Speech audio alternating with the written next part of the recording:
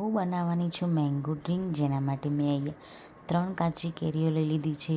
તમારે વધારે રસ બનાવવો હોય તો તમે વધારે પણ લઈ શકો છો. મેં 3 લીધી હતી અને આ થોડી ખાટા જેવી હતી. તમારી પાસે મોડી કેરીઓ હોય તો તમે એનો રસ બનાવશો તો એ વધારે સારું લાગશે. આ ખાટી હતી એટલે એના અંદર થોડું ગળ પણ વધારે એડ કરવું પડે છે, જેને મેં છોલી દીધી છે. છોલીને મેં આવી રીતે કટ કરી દીધા છે અને મેં મારા ગાર્ડનમાંથી ફ્રેશ ફુદીનો તોડી દીધો છે, જેનો ટેસ્ટ બહુ જ સરસ આવે છે.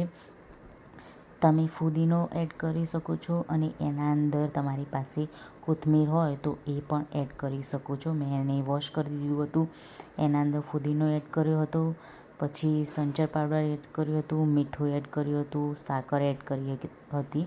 તમે વધારે એડ કરવી હોય તો પણ કરી શકો છો. તમે જેવું ગળ્યું ખાતા એવી રીતે તમે સાકર એડ કરી શકો છો. એના અંદર થોડું પાણી એડ કરીને મેં બ્લેન્ડ કરી દીધું હતું અને એકદમ સરસ બ્લેન્ડ થઈ ગયું હતું.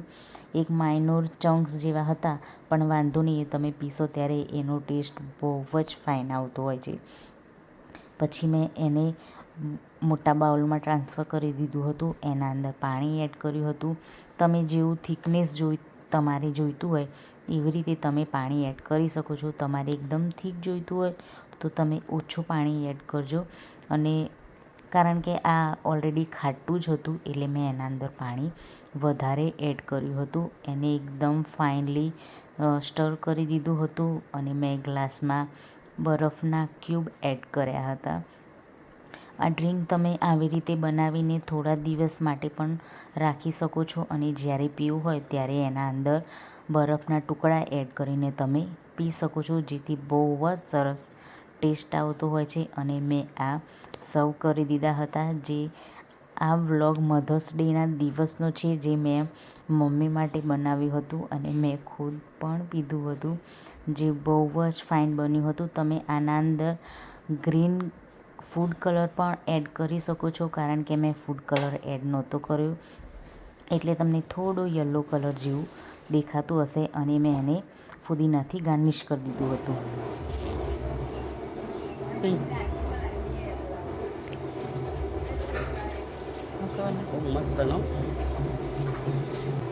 Thank you. મધર્સ ડે છે ને આજે છે મધર્સ ડે, એટલે મેં મમ્મી માટે મેંગો ડ્રિંક બનાવી છે, જે મમ્મીને બહુ જ ભાઈ છે. મમ્મી બહુ મસ્ત ની સુપર બની છે. Thank you. તમારે પીવે તો આવજો.